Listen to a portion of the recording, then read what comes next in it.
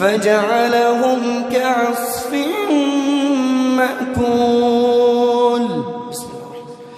لإيلاف قريش إيلافهم رحلة الشتاء والصيف فليعبدوا رب هذا البيت الذي أطعمهم من جوع وآمنهم من خوف.